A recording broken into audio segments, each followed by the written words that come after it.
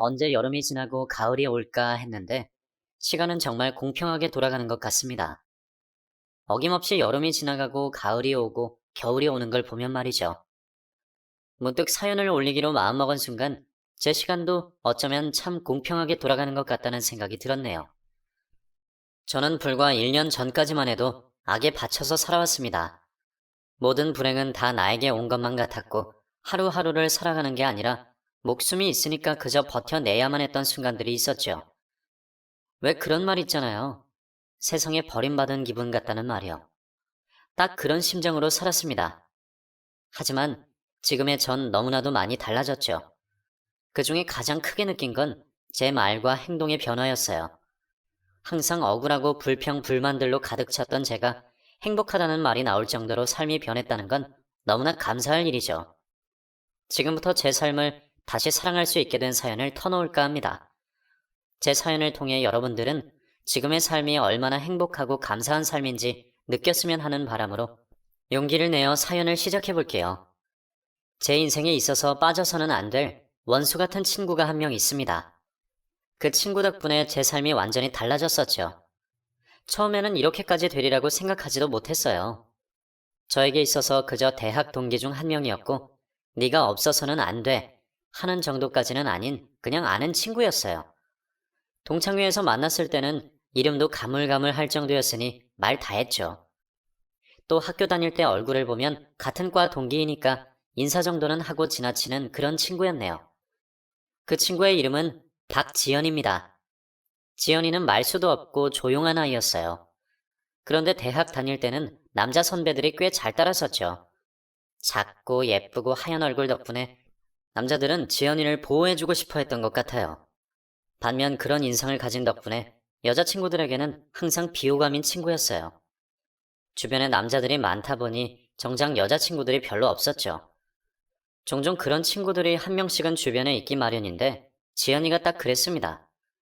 지연이는 주변에 한두 명 친한 여자친구 말고는 거의 남자들과 함께 있는 모습이 많았죠. 과 동기들 중에는 남의 말하기 좋아하는 친구들이 있었는데 그 친구들 덕분에 지연이는 소문이 안 좋게 돌기도 했었어요. 저는 남의 말 하는 걸 워낙 싫어했기 때문에 그 무리에 잘 끼지 않았습니다. 오히려 지연이가 여자들의 질투에 피해를 받는다고 생각했기 때문에 조금은 안 돼 보이기도 했었죠. 그리고 대학 시절에 연애하기 바빴기 때문에 저와 관련 있지 않은 일들은 신경 쓰지 않았어요. 그 당시 제 남자친구였던 진우는 태권도를 전공했던 아이였네요. 학교를 다니면서 2년을 연애하고 군대를 기다리고 제대를 앞둔 어느 날 진우에게 전화가 왔었어요. 헤어지자는 전화였죠. 지금 생각해도 참 어이가 없는 일이었네요. 당신은 군 생활이 2년이었으니까 2년을 꼬박 기다려준 저에게 제대를 몇 주 남겨두고 헤어지자는 말을 하는 진우가 이해할 수 없었어요. 보통은 고무신인 제가 꺼내도 꺼내야 하는 말 아닌가요? 진우에게 왜 그러는지, 헤어지자는 이유가 도대체 뭔지 물었습니다. 진우는 성격이 솔직했던 아이였고 저에게 황당한 이야기를 하더군요. 나 너 말고 좋아하는 애 생겼어. 어차피 알게 될 거니까 다 말할게. 너희 과에 박지연이라고 있지? 나 걔랑 사겨. 뭔가 뒤통수를 제대로 맞은 기분이었습니다. 전혀 예상치도 못한 이름이 진우에게 나와서 놀랐죠. 네가 지연이를 어떻게 알아? 걔랑 언제부터 만난 건데? 휴가 나갔을 때 친구들하고 한잔하고 있는데 걔가 와 있더라. 나 좋아했었다고 하더라고. 처음에는 술김에 그러는가 싶었는데 알고 보니까 네가 내 여자친구라서 같은 과 친구 남자친구니까 마음속으로만 간직하고 접기로 했는데 그날 날 보고 고백은 해야겠다는 생각이 들어서 고백하더라고. 솔직히 싫지 않았어. 그걸 믿어? 그래서 그 고백 받으니까 내가 싫어졌고 처음 본 지연이가 좋다는 거야? 지연이는 진우 앞에서 눈물을 보이며 친구 남자친구에게 이러면 안 되는데 자신이 왜 이러는지 모르겠다며 동정심을 호소한 듯 보였어요. 지연이한테도 화가 났지만 그런 입에 발린 말들로 3년 반의 시간을 저버리고 저와 헤어지겠다고 말하는 진우가 더 참을 수 없을 만큼 싫었네요. 그때는 어렸고 자존심이 먼저였기 때문에 헤어지자고 말하는 진우를 더 이상 붙잡지 않았습니다. 하지만 지연이에게는 이유를 물어보고 싶었죠. 진우와의 관계를 정리하고 지연이를 만났어요. 너무나 당당하게 제 앞에 나타나는 지연이를 보고 있자니 할 말을 잃게 되더군요. 제가 건너 건너 알고 있었던 박지연은 완전 다른 사람이었더라고요. 너 참 뻔뻔하다. 왜 하필 진우야? 나한테 무슨 감정 있니? 너랑 좀 친해질 수 있었는데 남자친구 이름 미안해. 휴가 나온 날 진우랑 많은 이야기를 나눴는데 네가 부담스럽다는 말을 하더라. 그래서 예전부터 너 좋아하고 있었다 말하니까 바로 눈빛이 돌변하면서 걔도 내가 좋대. 그런데 정말 너랑 헤어질 줄은 몰랐어. 지연이는 말이 없고 조용했던 아이가 아니었고 그게 모두 내성이었더라고요.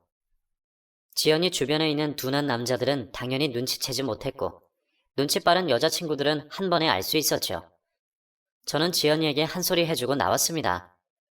어차피 졸업이 코앞에 와 있고 더 이상 볼 일이 없을 테니 잘 먹고 잘 살라고 말해줬네요. 학교 다니는 동안 너랑 별로 엮일 일이 없을 줄 알았는데 마지막에 완전 재수없게 됐네. 왜 애들이 네 이야기하면서 그렇게 화냈는지 이제야 알겠다. 너 그렇게 양심 없이 살지 마. 나중에 그 죄 어떻게 갚으려고 그래? 나니까 이 정도에서 참는 거야. 주인 있는 물건을 건들면 어떻게 되는지 모르지 않을 텐데. 적당히 해. 그렇게 대학생활 마지막을 이별의 아픔으로 끝낸 후 저는 전공 과목을 살려 취업을 하며 사회생활에 적응을 하며 바쁘게 살았죠. 직장 생활을 10년 가까이 하고 나니 어느 순간 제 삶의 회의감을 느꼈고 저만의 사업을 차리기로 했습니다. 그게 바로 옷장사였어요. 동대문을 매일 가도 질리지 않을 만큼 옷을 좋아했고 내가 좋아하는 옷을 사람들에게 팔아보자 하는 생각으로 사업을 시작했죠. 퇴직금을 받고 적금을 깨고 대출을 받으며 시작한 옷가게는 제 희망이자 미래였어요. 처음에는 10평 남짓한 가게에서 행거에 옷 몇 가지를 걸어놓고 시작했던 장사가 꾸준히 한 결과 가게도 큰 곳으로 이전하게 되면서 단골도 생기고 온라인 쇼핑몰까지 겸하게 되니 꽤 잘 됐었죠. 제 인생에 그렇게 많은 돈을 벌 줄은 꿈에도 몰랐고 외제차까지 탈 정도로 그 당시에 저는 부족할 게 없었습니다. 주변 사람들도 저보고 성공했다는 말을 많이 해주었죠. 저 역시 제 삶에 만족하며 지냈어요. 그러다 하루는 대학교 동기가 동창회가 있다며 오랜만에 열리는 건데 한번 나가보자고 하더군요. 저는 못 나갈 것도 없었고 흔쾌히 나가기로 했었죠. 대학교 근처 호프집을 빌려 20명 정도 되는 동창들이 모였고 분위기는 나름 화기애애했습니다. 그저 학교와 노는 것밖에는 몰랐던 친구들이 이제는 또 다른 주제들을 가지고 이야기를 나누고 있는 모습을 보니 제 눈에는 아이들이 어른 흉내를 내는 것처럼 보이더군요. 저 역시 어른 행색하며 사업은 어떠니 결혼은 했니 하며 분위기에 젖어들었습니다. 그런데 그때 누군가 제 어깨를 치더니 단발머리를 한 여자가 저를 보며 오랜만이다라고 하더군요. 처음에 누군지 전혀 모르다가 저와 함께 앉아있던 친구가 지연이라는 이름을 꺼내서야 비로소 누군지 생각이 났습니다. 아무렇지도 않게 저에게 인사해온 지연이를 차마 모른 척할 수 없었고 철없었을 때 일어난 일이었거니 하며 다 잊고 반갑게 인사했죠. 오랜만이다. 너무 달라져서 못 알아봤어. 너도 정말 많이 변했다. 옷 사업 한다면서 너랑 잘 어울려. 지연이는 제가 있는 테이블에 자리를 잡았고 저희는 술기운을 빌려 과거 이야기와 현재 사는 이야기를 왔다 갔다 하며 수다를 떨었습니다. 제 이야기는 대학 졸업 후 평탄하게 직장 생활하다가 사업하고 그게 대박이 나서 이렇게 여기까지 오게 되었다. 이런 이야기였지만 지연이는 달랐네요. 사귀던 남자친구의 아이를 임신해서 결혼을 하기로 했고 임신한 덕분에 일도 쉬고 투룸에서 남자친구와 살고 있는데 최근에 아이가 유산이 되어서 파혼을 당했다고 하더군요. 믿었던 남자한테 배신당하고 아이도 잃었다며 건조한 목소리로 이야기를 하는 지연이를 보고 있자니 너무나 안 됐고 짠해서 안아주었습니다. 너 괜찮아? 처음에는 왜 나한테 이런 일이 일어나는 걸까 하고 받아들이기 너무 힘들어서 매일을 눈물로 지냈던 것 같아. 그래서 이제는 나올 눈물도 없고 이렇게 무기력하게 살면 안 되겠다 싶었는데 동창회 한다는 연락을 받아서 나온 거야. 솔직히 이 자리에 나오는 것도 나한테는 엄청 큰 용기가 필요했거든. 덤덤하게 말하는 지연이를 보고 있자니 그동안 마음고생을 한 게 눈에 보이더군요. 날씬한 게 아니라 야위였던 것 같아 음식을 권하며 이야기를 들어주었습니다. 우리 동기들 중에는 나 결혼할 거라고 알고 있는 친구들도 아직 있거든. 근데 파혼했다는 말이 잘 떨어지지도 않고 유산 후유증으로 몸도 많이 안 좋아졌고 그래도 이렇게 터놓고 이야기하니까 속은 시원하다. 저는 지연이에게 자주 연락하라며 제 명함을 주었습니다. 결혼할 거라고 믿었던 남자만 바라봤던 터라 그동안 일도 안 하고 임산부로 지냈던 지연이는 몸도 마음도 상처가 커 보였어요. 그렇게 동창회가 끝나고 일주일 정도 지났을까. 모르는 번호로 연락이 왔고 지연이더군요. 지연아, 어쩐 일이야? 나야 가게지. 심심하면 가게 놀러와. 너 사는 곳이랑 그렇게 멀지도 않잖아. 몸 힘들면 오지 말고. 지연이는 흔쾌히 가게로 놀러 오겠다고 했고, 그렇게 저희는 남다른 우정을 쌓았어요. 대학 시절과는 다르게 지연이는 생각이 많이 깊어진 듯 보였죠. 배려도 할 줄 알면서 저에게 잘 맞춰주었습니다.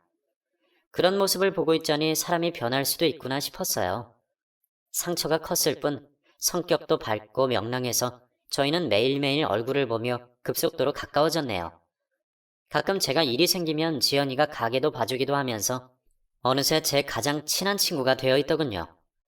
그렇게 사는 게 즐겁다라고 느낄 정도가 됐을 때 갑자기 안 좋은 일들이 한꺼번에 몰아치기 시작했습니다. 아버지가 일찍 돌아가신 저에게는 가족이라고는 저와 엄마 단 둘뿐이었죠. 어느 모녀처럼 저희 모녀 역시 다정하고 서로를 끔찍이 아끼는 사이인데 그런 엄마가 뇌졸중으로 쓰러지고 말았습니다. 평소 당뇨가 있었기 때문에 건강관리는 엄마나 제가 끔찍히 챙겼었는데 갑자기 일어난 일이어서 앞이 막막했죠. 엄마는 바로 입원과 동시에 수술이 진행됐고 한동안은 의식도 없었습니다. 이렇게 무섭고 불안했던 적은 아빠가 초등학교 때 돌아가신 이후로 처음이었죠. 그때 제 주변에 많은 사람들이 함께 해주었고 그 중에 지연이도 있었습니다. 엄마가 입원해 있는 동안 지연이는 저에게 조심스럽게 제안을 하더군요. 너 밥은 먹고 다니지?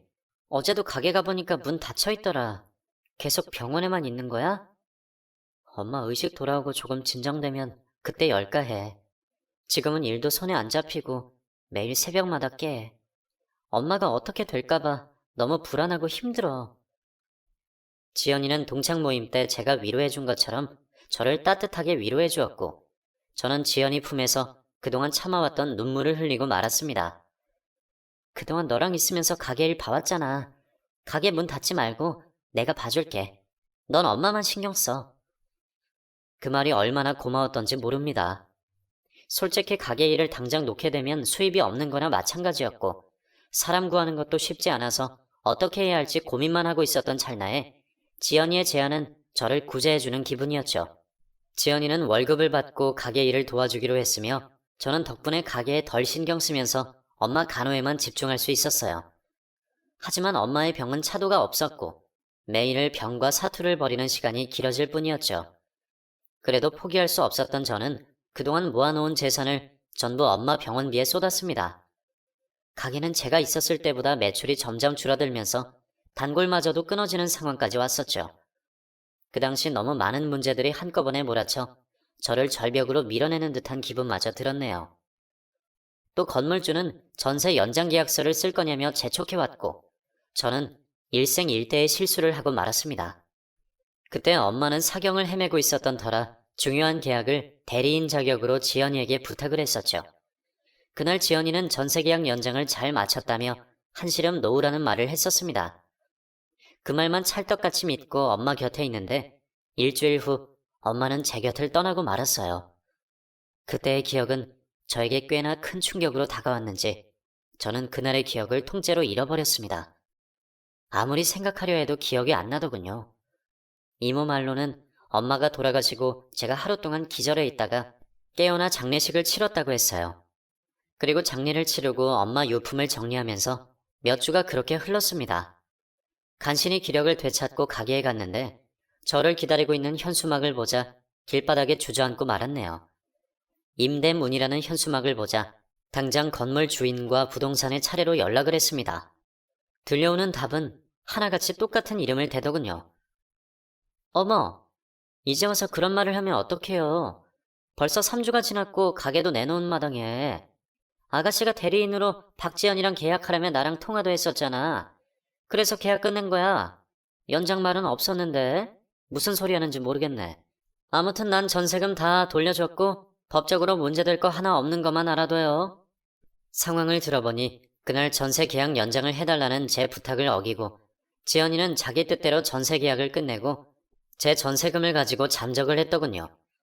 엄마가 제 곁을 떠난 날 믿었던 친구는 가게 전세금과 매장에 있는 옷들을 전부 가지고 사라졌습니다.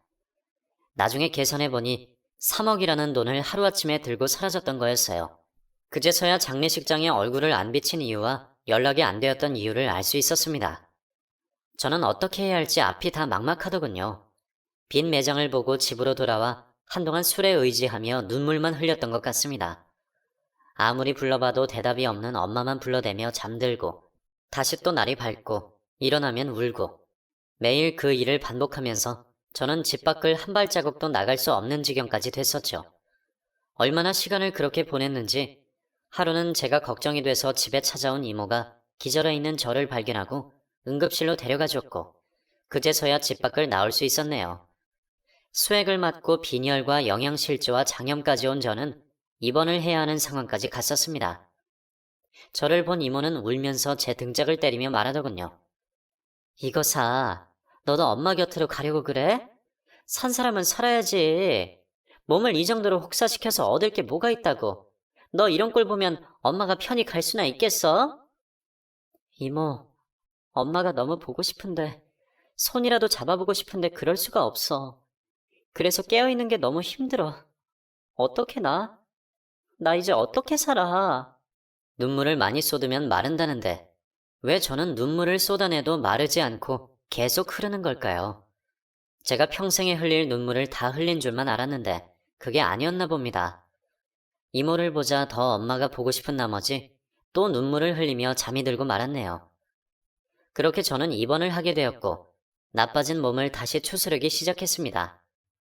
저는 4인 병동에 입원해 있던 일주일을 잊지 못합니다. 저보다 다 나이가 많았던 아주머니들이 입원해 계셨고 처음에는 세 분을 보는데 다 저희 엄마 연배여서 함께 있기가 너무 힘들었어요.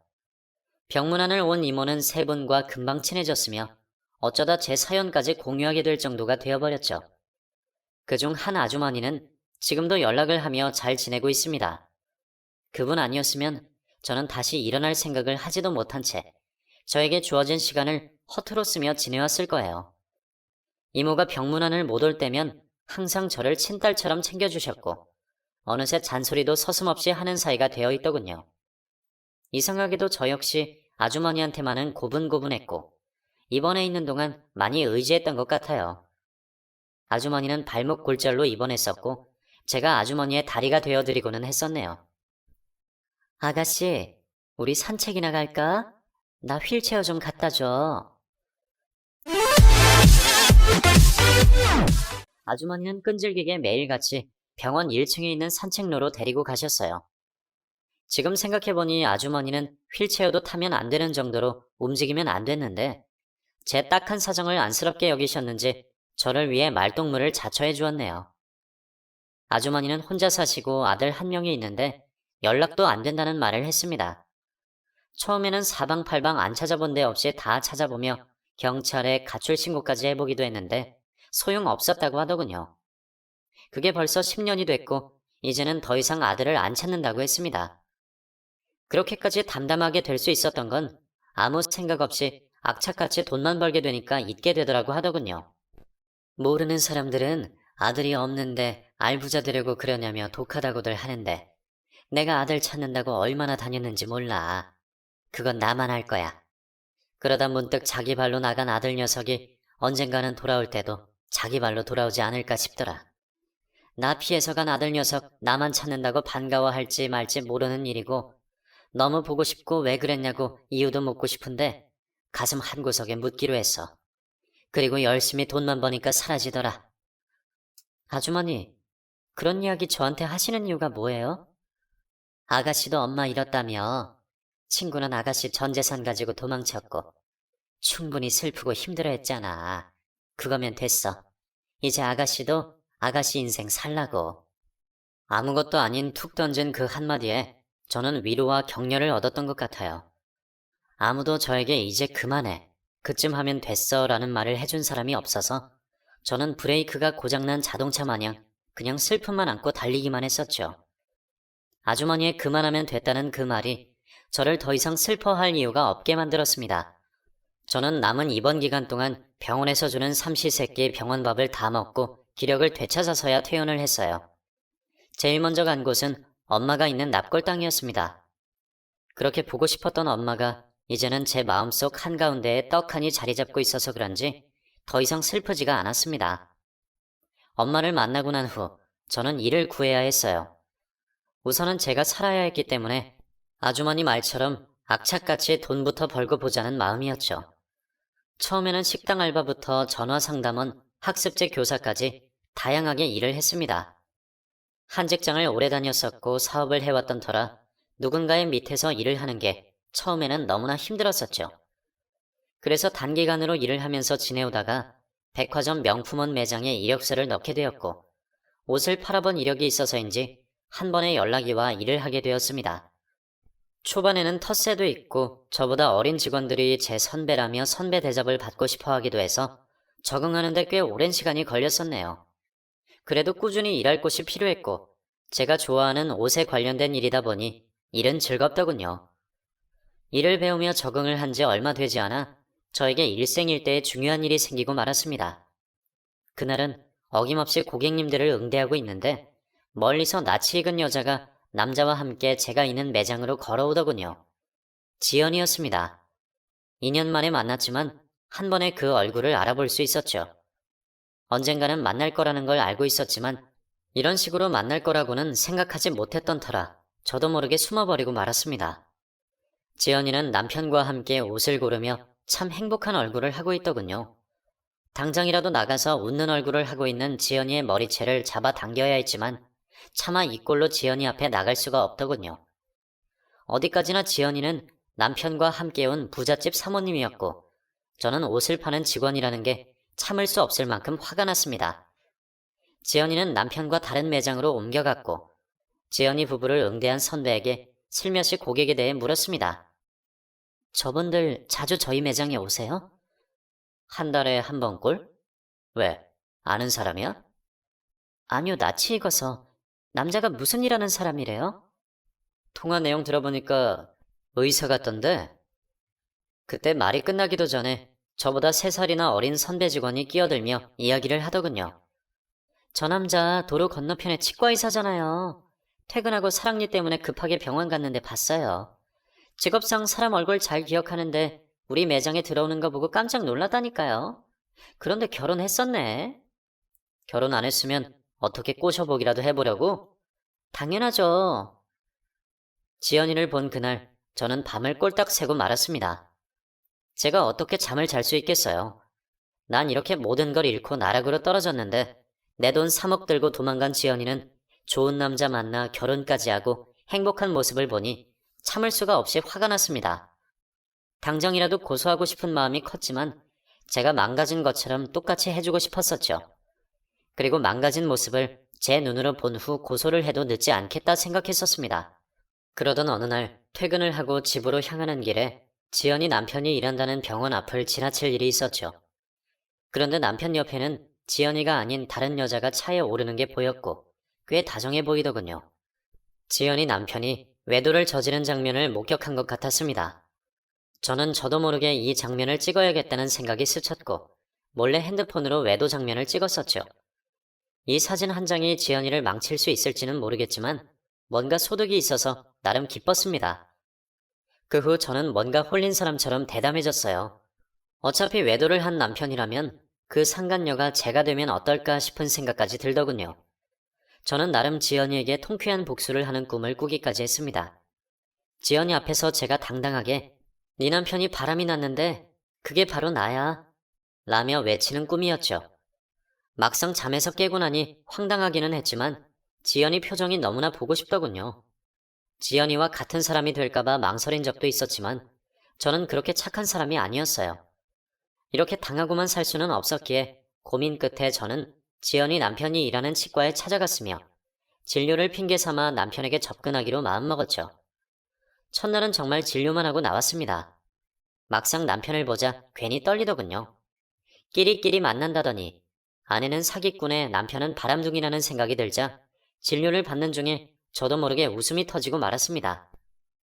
환자분 좋은 일 있으신가 보네요. 그래도 치료받는 중에 갑자기 웃으시면 안 됩니다. 죄송해요. 갑자기 너무 웃긴 생각을 해서요. 무슨 생각인지는 모르겠지만 궁금하네요. 그렇게 남편과의 첫 진료는 끝났습니다. 개선을 하고 나오는데 진료를 받았을 때랑 나올 때랑 제 기분이 하늘과 땅 차이더군요. 지연이 남편은 자상하고 배려심이 가득했습니다. 누가 봐도 탐날 만한 남자였어요. 역시나 복수 같은 건 아무나 하는 게 아니구나라는 생각이 들더군요. 집에 돌아오는 내내 그냥 고소를 해버릴까 싶은 생각도 들었지만 여기까지 온 거 한 번만 더 만나서 결정하자는 생각을 했었죠. 아예 남편한테 지연이가 사기꾼이라고 말할까라는 생각도 했었어요. 진료를 마치고 제 마음이 하는 대로 하기로 했습니다. 그렇게 퇴근을 하고 치과에 또 한 번 찾아갔네요. 그런데 진료받기 전에 시간이 있어 화장실에 갔는데 그곳에서 놀라운 말을 듣고 말았습니다. 우리 원장님은 왜 결혼을 안 하신대요? 그 정도면 신랑감으로 탑이잖아요. 주변에 여자들은 많단데 저번에는 맞선 본다고 나한테 좋은 카페 추천해달라고 했었어. 결혼 생각은 있구나? 내가 못 가지면 차라리 영원히 싱글이었으면 좋겠어요. 자기 웃긴다. 빨리 결혼하라고 원장님을 응원해야지. 우리 남편이랑 동갑인데 어쩜 저렇게 다를까? 미스테리야. 세면대에서 간호사 2명이 이야기를 하는 소리를 듣자 선뜻 밖을 못 나가겠더군요. 그럼 그날 지연이랑 같이 매장에 온 건 뭘까? 퇴근하고 차에 태운 여자는 뭐고? 머리가 아파왔습니다. 지연이 남편인 줄만 알았는데 싱글이라니. 그럼 애인인가 싶더군요. 결국 저는 참다 못해 사실대로 모든 걸 단도직입적으로 물어보기로 했습니다. 진료가 끝나고 떨리는 마음을 이긴 채 남자에게 물었죠. 선생님, 정말 실례라는 건 알겠는데 제 인생이 달린 문제라서요. 질문 하나 해도 될까요? 네? 제가 아는 거라면 답해드릴게요. 정말 결혼 안 하셨어요? 싱글이신 거예요? 돌싱이나 애인이 있거나 그런 건요? 남자는 꽤 당황해하는 눈치였지만 저에게 성의껏 답해주었습니다. 결혼은 안 했고 최근에 맞선 2번 정도 봤어요. 더 궁금한 게 있나요? 저는 마지막으로 한 가지 질문을 더 했고 남자는 그 질문을 받고 당황하더군요. 박지연이라고 아세요? 한 달 전에 같이 백화점에 왔던 여자요. 아, 지연 씨요? 잘 알죠. 최근에 맞선 본 여자들 중에 한 사람입니다. 그런데 그런 건 왜 물어요? 남자는 아직 정식으로 사귀는 사이는 아니고 서로 친구처럼 지내고 있다는 말을 했습니다. 집에서 결혼을 빨리 서두르는 처지라 맞선을 주말마다 보고 있다는 이야기도 해주더군요. 지연이와는 백화점에서 만난 날이 처음이고 그날 살 게 있다며 쇼핑을 가자고 한 거라고 하더군요. 저는 성실하게 제 질문에 답을 해준 남자에게 고맙다며 퇴근 후에 차를 대접하고 싶다고 말했고 남자는 좋다고 하더군요. 남자와 차를 마시고 이런저런 이야기를 하며 헤어졌고 집으로 돌아오는 길에 머리가 복잡해졌습니다. 지연이 남편인 줄로만 알았던 남자가 그저 하루 본 맞선 상대였으니 뭔가 김이 확 빠지는 기분이었어요. 저는 대학 동창에게 전화를 걸어 지연이에 대해 아는 게 있거나 지연이와 아직도 연락을 하는 사람이 있는지 물었죠. 너 지연이 알지? 요즘 걔 뭐 하는지 알아? 아니면 걔랑 친한 친구 아는 애 없어? 진짜 오랜만이다. 지연이 너랑 친하잖아. 걔 결혼했는데? 아니, 그건 그때 동창회 있을 때 말했잖아. 파혼했었다고. 그래. 파혼하고 몇 년 있다가 또 결혼한다고 청첩장 보냈는데. 그때 지연이가 너한테는 연락 말라고 했어. 엄마 잃고 엄청 힘들 때였잖아. 우리도 그게 나을 것 같다고 생각했고. 근데 남편이 대기업 다니는 남자더라고. 난 지연이가 다 이야기한 줄 알았는데. 걔 결혼하고 동창들이랑 연 다 끊었어. 자기 결혼식만 치르고 입 싹 씻은 거 있지? 연락되는 애들 없을걸? 도대체 이게 무슨 소리인지. 나중에 안 사실이지만 엄마가 위독할 때 지연이는 대기업 다니는 남자와 연애에 빠져 있었고 결혼 이야기가 나오면서 저에게서 결혼 자금을 구하기 위해 사기칠 기회를 엿봤다고 하더군요. 그때 마침 제가 가게 일을 못 보게 되고 전적으로 지연이가 가게 일을 맡게 되면서 결혼 자금으로 3억을 들고 튄 거였습니다. 어차피 들통날 건데 왜 그런 짓을 한 건지. 그리고 유부녀인 지연이가 오히려 외도를 하고 있었던 거였죠. 속으로 정말 체력도 좋다고 느꼈습니다. 이렇게 있을 수 없어서 다음 치과 진료날 또다시 인생을 운운하며 남자와 퇴근 후 카페에서 만나 이야기를 나눴어요. 그날은 남자가 맞선 본 박지연에 대한 실체를 말해주었고 남자는 꽤 놀라더군요. 하긴 유부녀가 처녀 행세를 하며 맞선 장소에 나온다는 게 말이 안 되는 일이죠. 정말입니까? 어떻게 그렇게 할 수 있죠? 저 맞선 업체에서 매칭해준 사람이에요. 이거 회사에서도 아는 건가 싶네요. 요즘 안 되는 게 어딨어요. 뭐든 마음만 먹으면 못할 게 없는 세상이잖아요. 저를 감쪽같이 속였는데 다른 건 못하리라는 법 없죠. 이제 어떻게 하실 거예요? 제가 도울 일이 있다면 도울게요. 저는 그쪽처럼 금전적 피해는 없지만 절 기망했으니 정신적 피해를 본 거예요. 뭐라도 해야겠어요. 저는 민호 씨에게 두 가지 부탁을 했습니다. 민호 씨는 제 부탁을 응해주었고 저를 돕겠다고 해주더군요. 먼저 한 가지 부탁은 지연이에게 만나자는 연락을 해서 처음 백화점에 같이 왔던 것처럼 저희 매장에 들러달라는 말을 했었죠. 그리고 계획 당일날 지연이와 민호 씨가 멀리서 매장 쪽으로 걸어오는 게 보이더군요. 매장으로 들어선 순간 저는 지연이에게 다가가 응대를 했습니다. 그리고 지연이를 알아보았죠. 어머, 박지연, 오랜만이다. 절 못 알아본 지연이는 제 목소리를 듣고 흠칫 놀라더군요. 얼마나 놀랐는지 귀까지 빨간 채 말을 더듬었습니다. 어, 네가 여긴 어떻게 있어? 여기 매장 직원인 거야? 덕분에 여기서 일하고 있네. 잘 지냈어? 우리 몇 년 만이야? 나 네 번호 알려줄래? 못 알려줄 것도 없잖아. 저희 대학교 동창이거든요. 지연이는 민호 씨의 눈치를 봤는지 저에게 핸드폰 번호를 알려주었고 몸이 안 좋다며 일찍 자리를 떴습니다. 지연아, 지금은 내가 일하는 중이라서 곧 연락할게. 안 본 동안 우리 할 이야기 많잖아. 그 후 제가 민호 씨에게 부탁한 두 번째는 지연이 남편에 관한 정보였습니다. 다행인지 민호 씨의 친구 중에 지연이 남편이 다니는 회사에 친구가 있었고 그 친구로 남편에 대한 정보를 얻을 수 있었어요. 그런데 한 가지 놀라운 사실을 알고 말았습니다. 지연이와 남편은 3년 전에 결혼식을 올렸고 한 번은 신혼 초에 워크샵으로 출장을 갔는데 지연이가 남편을 의심한 바람에 워크샵까지 찾아와 난동을 부린 적이 있었다고 하더군요. 부서에서는 꽤 유명하더라고요. 워크샵에 찾아와서 난동 부린 후에는 아내가 유별나다는 소문이 돌았나 봐요. 뭐 눈에는 뭐만 보인다는 말 이럴 때 쓰는 거겠죠? 자기가 그러니까 모든 사람들이 그렇게 보이나 보네요. 민호 씨와 저는 지연이 문제로 자주 만나면서 서로에게 호감을 가지게 됐습니다. 결국 첫 만남은 달갑지 않았지만 서로에게 진심을 확인하고 좋은 만남을 유지하게 됐네요. 서로의 마음이 같다는 걸 확인하기까지는 오랜 시간이 그리 걸리지 않았습니다. 민호 씨는 환자가 자신한테 사적인 질문을 한 순간 저에 대해 호기심이 생겼다고 하더군요. 인생을 운운하며 살려달라는 눈빛을 읽었다며 그때 저에게 눈길이 갔다고 했습니다. 그렇게 같은 목표를 향해 저희는 마음이 참 잘 맞았어요. 민호 씨와 합작을 해서 모든 준비가 끝난 후 지연이에게 문자를 보냈습니다. 지연아, 뭐해? 너 좋은 남자랑 결혼했더라. 그런데 네 남편 지금 어디 있게? 내 침대 위에 있어. 라며 집 주소와 함께 지연이에게 보냈습니다. 바로 전화가 왔고 지연이는 흥분한 상태더군요. 너 뭐야? 이런 식으로 나한테 복수하겠다는 거야? 우리 남편 바꿔. 싫은데? 네 남편 보고 싶으면 네가 직접 우리 집으로 와. 내가 그래서 주소도 보낸 거잖아. 내 남편 털끝 하나라도 건들기만 해. 지연이는 당장이라도 저희 집에 쳐들어올 듯 소리를 지르며 전화를 끊었습니다. 아마 남편한테 전화를 하는 거였으리라는 생각이 들더군요.